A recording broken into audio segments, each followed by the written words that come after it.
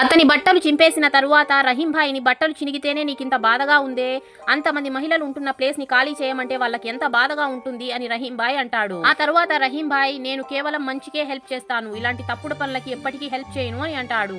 ఆ తరువాత ఆ ప్రిన్సిపాల్ మరియు బిల్డర్ ఇద్దరు లేసి అక్కడి నుంచి వెళ్లిపోతారు.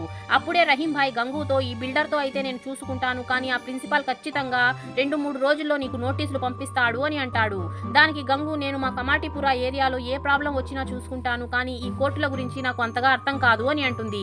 దాంతో రహీం భాయ్ చిన్న చిన్న విషయాలకి భయపడద్దు గంగు, నువ్వు ఇప్పుడు భయపడ్డావంటే అక్కడున్న 4000 మహిళల జీవితాలు నాశనం అవుతాయి, నువ్వు ఖచ్చితంగా ఈ యుద్ధం గెలవాల్సి ఉంటుంది అని చెప్పి ఆమెని మోటివేట్ చేస్తాడు. మరుసటి రోజు స్కూల్ వాళ్ళు కమాటిపురాలో ర్యాలీ తీస్తారు. కమాటిపురాని ఖాళీ చేయండి అని చెప్పి అరుస్తూ ఉంటారు.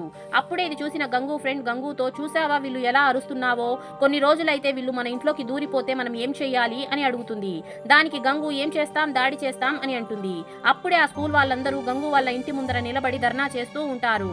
అప్పుడే గంగు అందరి పిల్లల్ని తీసుకుని బయటకి వెళ్లి అందరికీ ఒక పొలిటీషియన్ లాగా నమస్కారం చేసి అక్కడి నుంచి వెళ్లిపోతుంది. ఆ తరువాత ఏమైందో తెలుసుకోవడానికి పార్ట్ 17 అని కామెంట్ చేసేయండి. వీడియో నచ్చినట్లయితే లైక్ చేసి ఛానల్ ని సబ్స్క్రైబ్ చేసుకోండి.